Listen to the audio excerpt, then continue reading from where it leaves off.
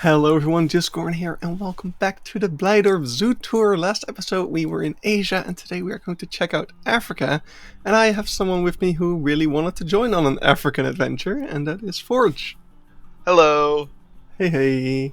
So Forge, why did you want to join Africa? I am obsessed with African sections and zoos. They're my favorite part to go to, and my favorite thing to build in Planet Zoo. So I was just thrilled to see something unusual for me, because I don't really see many European zoos. Yeah, well, we're starting off here with a lovely me failing to record this thing properly. But yeah, we got a simple education sign about lion anatomy, I guess. And this really awesome base camp viewing area, which I'm a huge fan of. We also have some education here in the form of a computer, I guess. Oh, I love this kind of thing. And yeah, we got a booklet thing, which is all about different projects and native Africans. I feel like I'm seeing a little bit of Key Park here. I feel like this is definitely a vibe that I would like to have in Key Park for sure. And yeah, from this tent structure, we have a view into the lion enclosure over here. So in the last episode, we already saw the indoor area of the lions. They are technically Asiatic lions. Okay. Which is why it's kind of cool how it's placed within the Asia and Africa area, so it's kind of part of both. I think that's pretty neat. And yeah, we also got the field station over here. We've got a map of, these are pretty much all the big ticket animals of the African area, and kind of listed on where you would find them in the wild. Oh, that's cool. And I love that rock work. Yeah, it's very nice. Yeah, I think I pointed that in the last episode as well, but the posts of the fence are actually recycled tram poles. This habitat actually used to be for, well, not this habitat, but their backstage used to be a giraffe house, so I guess this is where you would also have had the giraffe habitat at some point, but yeah, that's probably not recognizable anymore in the slightest.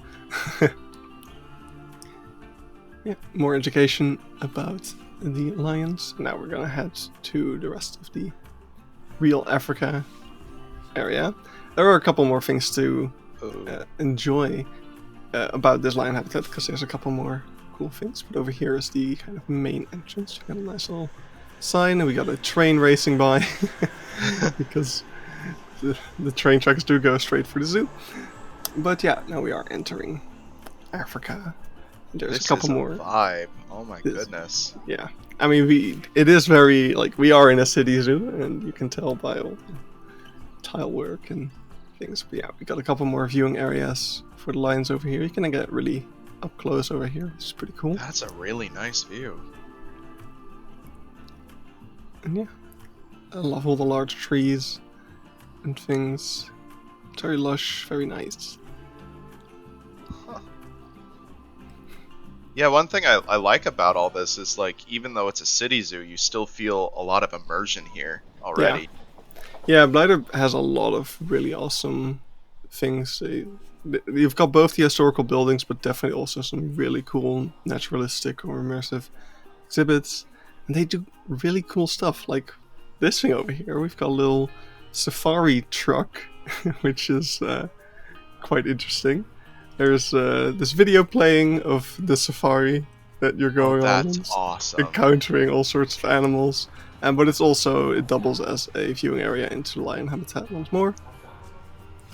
And when I was here a couple of months ago, there was something cool to see, which is coming up any moment now. There was this carcass over here of a zebra. Oh, wow. Just some more naturalistic feeding over here, which is cool to see. It's was very that healthy. a real carcass? Yes, that was a real, a zebra that had passed away, and they feed it to the lions. They check if it's healthy, if there's no sickness or anything in it, and That's if it's fascinating. If it's good, they'll just feed it. Because why waste it? It's really healthy for the lions to get a full carcass. because it has a lot more nutrients than just giving them like processed meat or things like that. So, yeah. Anyway, here's another habitat that has been on the channel before in one of the real life zoo inspiration videos. This is for the moor gazelle or the adder gazelle. They've got a nice little yard over here. Beautiful animals. The right path over there goes into a backstage area, and over here we've got a huge aviary, which we'll check out in a bit. But yeah, here we have another viewpoint of those gazelle, which is just lovely. That's a nice enclosure, especially for a city zoo. Yeah, it's not huge. It's not a giant savannah. Not that we'll still get to one of those later, but but yeah, it's just it gets the job done. And here we got the very classic Blijdorp Backstage buildings, which each one of these is a monument, so they can't. All of them are listed. That's really cool. The juxtaposition between the like the modern building and the backstage. That's classic. That's awesome. Mm-hmm. Yeah, and over here we've got a little food area. I think here I was kind of debating like, how should I walk? Because I will say this is the old part of the zoo. There's a lot of side paths, and you can go all sorts of routes and still have missed something. So I was like, okay, how am I gonna do this for the video where I'm gonna be able to show you guys everything? So we're kind of going off the main path now to just check out the other side of the moor gazelles over here, which also have their kind of backstage holding in a way. Oh, we got a little separate holding area over here, which I think currently is open to the exhibit. And then another viewing point. And if you were to continue here, you would get to the other side of the lion habitat as well. But there will be a sign saying, like, you're leaving Africa right now. If you want to stay, you gotta turn around again. But yeah.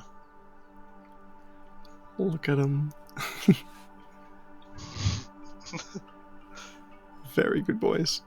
And yeah, on the other side, so this is the one enclosure that is actually easy to miss if you just follow the main route. This is the bongo enclosure. Oh, wow. So, nice. They also got a nice little enclosure right in the middle here. And they've got 2 separate yards. They've got these nice little shade structures. I really like the kind of jagged fences. Yeah.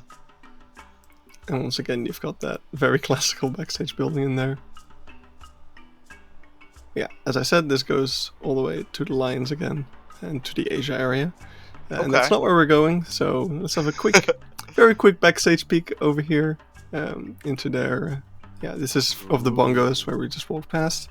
And then there is a little food area over here, which isn't always opened. It's also, I feel like it's a little bit under construction with how, judging by the path in front of it and stuff, it's all a bit weird at the moment. But then on the right of that, there is the other bongo yard over here.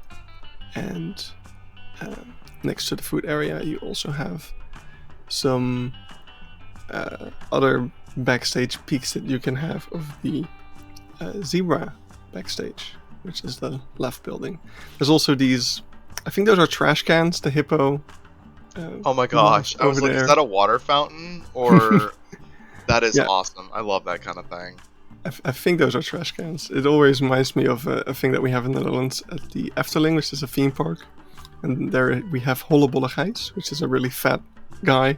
And he's like saying, paper here, and you have to put the paper in his mouth, and he'll say thank you if you do. It's really common in US zoos for there to be this giant water fountain that's inside like a plastic lion's mouth. Ah, okay. It's really tacky, but it's fun. So over here we are checking out the giant aviary. Once again, we can see those trampoles being... It sounded like I said trample, but no. Those tram poles being recycled for the poles of this aviary. And this recently got renovated a little bit because of the bird flu. Oh, right. Because this used to be more of a actual like walkthrough the vulture aviary. Here we can see a marabou and a hamerkop sitting over there. And so recently this got renovated because of the bird flu, so they've made this kind of structure and closed off this front window over here. But they did make it in such a way that if the bird flu is no longer an issue, they can change it. So you can see there's this kind of rail over there with which the net is hanging from. And now that the bird flu is no longer as much of a problem, they've opened up the net. So you do have a nice unobstructed view of the aviary, which I'm really happy with. I think it's a really good solution. Because the bird flu is becoming more and more of an issue. So it's important for zoos to start looking for ways to make it safe. But also when it is possible, please let us enjoy these aviaries in the more immersive way like this. Were the marabous in there when you could walk through? Yeah. So we have actually a ton of birds in here. We have also really cool interactive education over here, all about vultures. But this aviary has the white-headed vulture, Rubel's vulture, hooded vulture, African white-backed vulture, helmeted guinea fowl, secretary birds, black kites, marabous, and haverkops. So secretary birds in a walkthrough. Yeah, well, of course it's a walkthrough, but there is like a short barrier in front, so the birds can't step onto the visitor path easily. They have to fly a little bit, and this viewing area you're in is of course a lot darker, so birds are less inclined to fly into that sort of thing. Right. So, I think it's overall pretty safe. I think this is a really cool. Awesome. Yeah, this is a really cool, impactful sign over here. It's talking about all the causes of death. So 61% are poisoned, 29% are poached.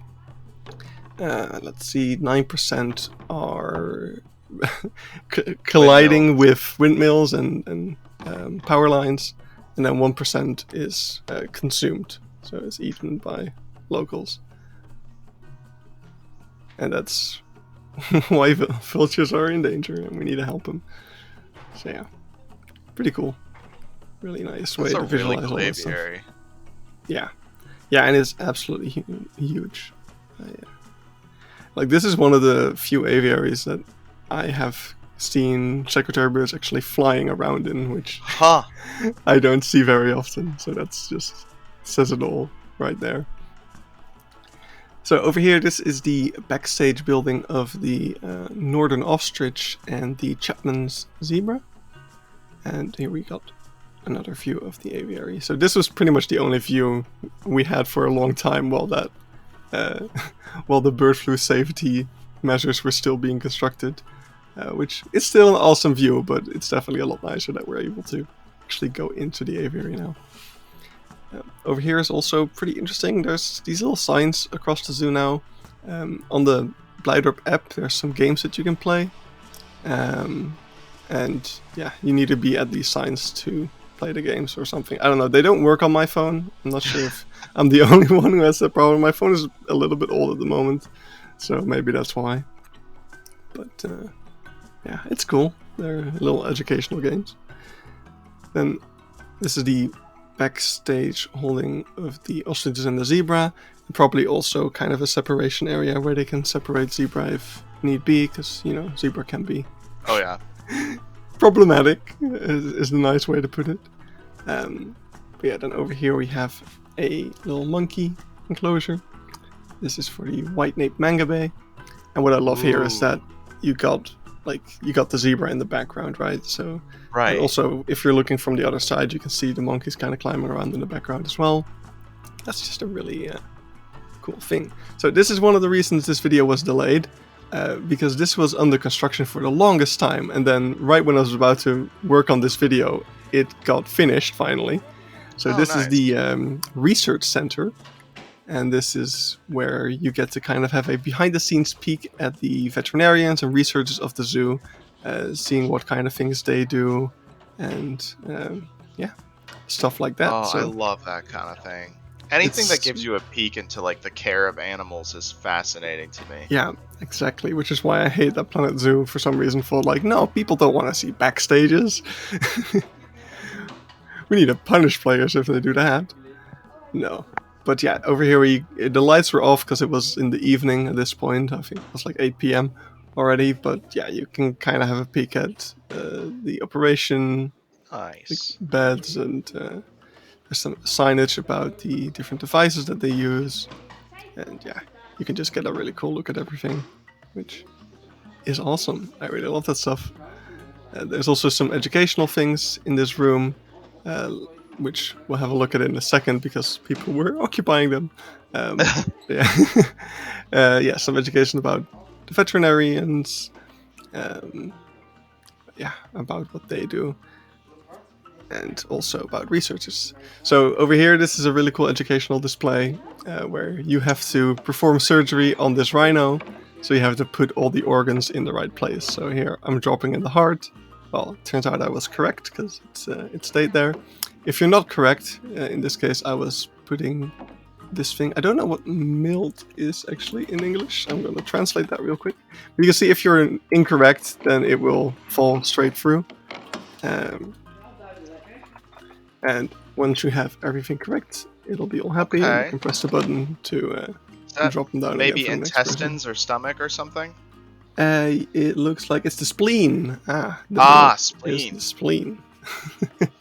That's a really cool game. I've never seen anything like that. Yeah, I wonder how it works, if it's like an NFC thing, because there has to be something electronic on there to detect whether you are correct or something. Maybe? But yeah, it could also work. I don't know. This is another really cool game where you have a microscope where you have to like study certain things, and there's 5 questions, each pertaining to one of the pictures in the microscope. So I think this is like, which animal does the skin belong to? So you answer elephant, and yeah, you keep going, and eventually you'll have all the questions correct. And I think it's really, really cool. It's an awesome little educational thing.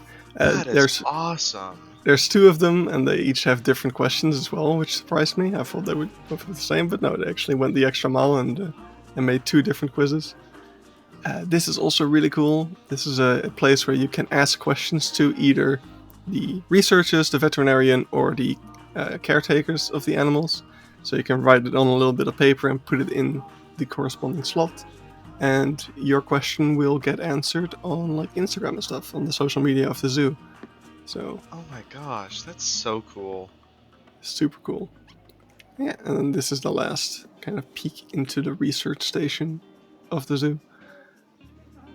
Really awesome. I'm really glad to actually have been able to see this in time to feature it in this series, because yeah, it's a super cool little house, and I think it adds a lot to the zoo. I wonder what it looked like before it closed, because it was already there apparently for a long time. But yeah, I'm not sure why it was renovated either, if there was like something broken or anything, but here it is. It's really cool, and I love it. Yeah, that's awesome. So yeah, continuing on our way, here we have the manga bay still. We got a little baby. This was already a couple of months ago, I think, and by now they've not grown up, but there's no one that small anymore. But yeah, just look at all the climbing and things. It's really, really cool aviary, aviary. What do you call it if it's? Is it still called an aviary if it's for? I mean, I call it an aviary. If it's closed at the top, it's an aviary. Sure thing. Yeah, over here there's the backstage access to the outdoor area, kind of hidden in that fence, which is quite well done. Yeah, here we got a lot more like immersive things as well, with the kind of rock that contains the backstage of these manga bays. Mm-hmm. And we also have a little indoor viewing over here, where they've got just a simple but effective indoor area for these manga bay. Also access doors on either side for the keepers. But that's not the only thing that's in this kind of... I think it's kind of a kopje rock. But we'll see that in a second. This, by the way, is the offices building. They don't let you go inside there. I think it's slightly less interesting. But yeah, over here we have a little netted enclosure for servals, which you don't see in that many zoos here. I think. At least not in big zoos. I see them a lot in roadside zoos and such, but Yeah. just like caracals are only in roadside zoos for some reason. I have never seen an ESEA zoo with caracals, but servals they do have from time to time. And yeah, there they were. Just another nice and decent enclosure. Also nice that if you're from the other side, from the savannah exhibits, you'll be able to see them a little bit as well. Yeah. But yeah, here's the main event for this video. Okay, I recognize this from any time I've Googled giraffe house. Welcome. That is the onion, is what it is called by pretty much everyone at the zoo. Okay. But yeah, this is the giraffe enclosure, and if we look to the left, there's also there's another enclosure for the zebra, but we won't be looking at that today. Something I want to point out in this enclosure is you can see the rock pile kind of in the middle. Mm-hmm. That is very deliberately placed over there because we are in the old part of the zoo, and one of the kind of monuments of the zoo is actually the layout and the pathing. Because the original architect of the zoo made the entire zoo symmetrical. I've mentioned this in a couple of videos before. And the addition of this giraffe yard actually broke that mirror effect, that symmetricalness. So that rock pile over there is kind of an addition that they made to still pay homage to the old path. So it's actually in the location of the old path. So you could actually see it while we were standing on the outcropping. If you would have continued on, you would have followed that rock path. You would have come to the other side, to the path awesome. again. Yeah, I never noticed that myself. It was pointed out to me by a guide, but I think it's such a cool detail. And yeah, then over here we have the spotted hyena enclosure. So lush. Oh my goodness. It's super lush. It's really nice. Especially it kind of juxtaposed with the more grazed down savannah yard over here. But yeah, still the fact that the whole thing is green, that's great. That is impressive actually. And yeah, in the back you have the ostrich and zebra yard. They don't have a way to get to the giraffe yard, but they do create this kind of effect that it looks like it's connected. But there's actually like some short fences and things in between. What is shared with the giraffes are the crap. I forgot. It's not kudu. It's kudu. Thank you. Yes, I was like, it's not the common eland. It's the other one. Yeah, it's kudu, which super awesome. But yeah, here's some more of the hyenas, and we also have the baobab tree over there in the middle, which we'll get to in a second. But yeah, let's just take in that beautiful giraffe yard. So we can see actually some of these trees in the giraffe yard that have some extra protection around them. I think those trees are actually very recently added, which I think is insane because they're huge trees, but they were actually taken from somewhere else and replanted over here. Which, so if you're ever building a brand new exhibit and you want to put in a big tree, it's not completely impossible. Yeah, there we have a little baby hyena from last Sunday. So very recent. Actually, today on my second channel, a longer video of that little baby hyena went live. So if you're interested in seeing more of that, be sure to check that out.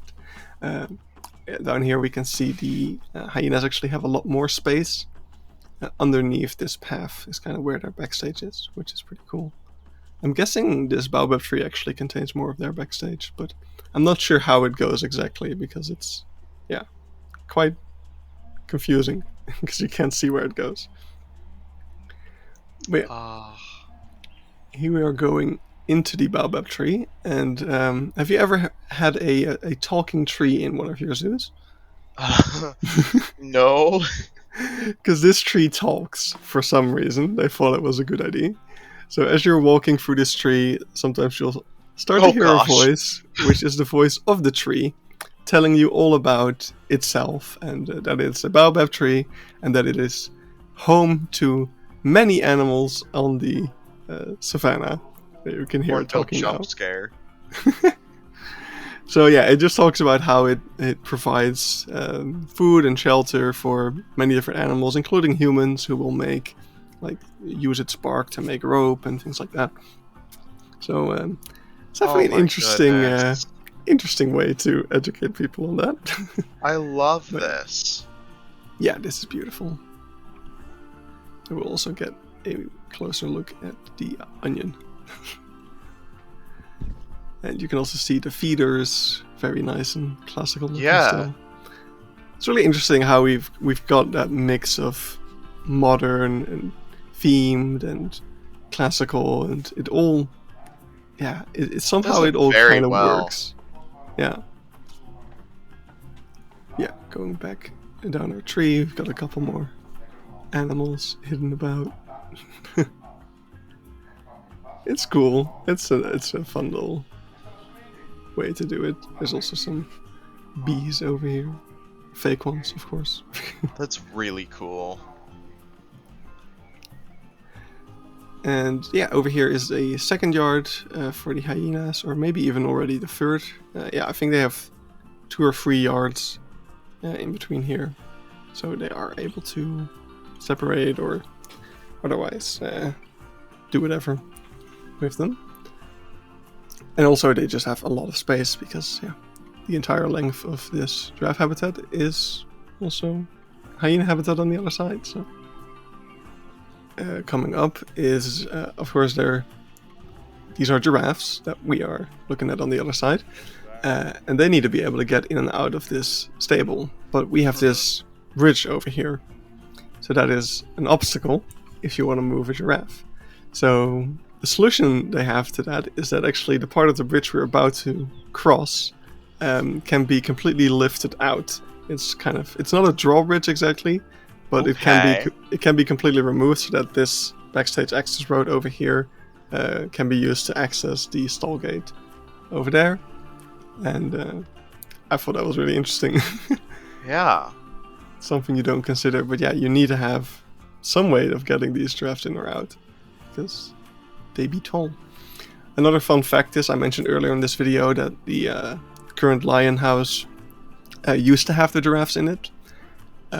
What's interesting about that is that that house was not tall enough for the giraffes to get on top of each other. Oh. So once they built this stable over here that is tall enough, they immediately got a bunch of pregnancies because finally the giraffes were actually able to reproduce without getting a headache. Getting a headache. That is hilarious. Yeah, this is the inside. This is of really the onion. interesting. It's definitely one of the most unique giraffe houses. Oh, for out there. sure. And somebody doesn't understand that you should leave the animals alone. Hello. Yeah, really cool space. Also, the fencing in here is so unique. It's like very non-traditional. Yeah. Really tried to set it apart. And we do have a giraffe house staple though, which is of course an explanation about how they have just as many Oh, that neck is bones cool. as regular human, but also as a So- little mouse. Are those real bones or models? I honestly wouldn't be able to tell. Like, Okay. It could be either or. Yeah, I would guess. I don't know. They got plenty of bones probably, so it's not out of the question for them to be able to do it. But yeah, whether they would put those up in a place where people could be able to reach them, I don't know. I'm not an expert on bones. I don't know how durable they are. So yeah, one more up close look at the onion. It's so cool. It's so cool. And then here we've got a little aviary. You also have some backstage views. You can see how the backstage kind of goes underneath the path, so Seth has really easy access to everything around here, which is quite nice. But then also we have a little enclosure, and this once again is kind of off the main route, because the main route would be to, if you leave the giraffe stall, to go into the Crocodile River, which is where we'll go next episode. But then you missed out on kind of this side of the savannah and also that little aviary we just saw. So I wanted to take you guys here for the ending of the episode, just so we get to see everything. So this is kind of the Weaver aviary. There's also a Turco in here. and some other stuff. Also, very notable species in here is the Cape ground squirrel, which is really cool. Oh, wow. But yeah, just look at this view of the savannah. And here you can see where that pile of rocks in the middle would normally join back up with this path that we're about to walk on. But yeah, there we have the ground squirrel. Oh my gosh. I've never seen those before. That's awesome. Yeah, they're really cute. They're super active. They also burrow. They run around all the time. Yeah, they're really fun to watch. Super cool animals. One more thing that's interesting about the pile of rocks is that it was actually supposed to be a means of separating the giraffes and the kudu. The kudu were supposed to be able to cross it, while the giraffes were not. But somehow the giraffes did not feel intimidated by the pile of rocks, and they were still crossing it. So to prevent any giraffes from breaking their neck, they did make some passageways through the rocks so that the giraffes can do so safely. Oh, those are greater kudu, not lesser. That's awesome. Oops. Yeah, we can see some some ostriches doing some dances in the background. But so yeah, also here from the ground we get to see the ground squirrel aviary a bit more. We can see a nice little weaver nest that your kid can sit in. That's fun. I love that. And the onion being ever beautiful in the back.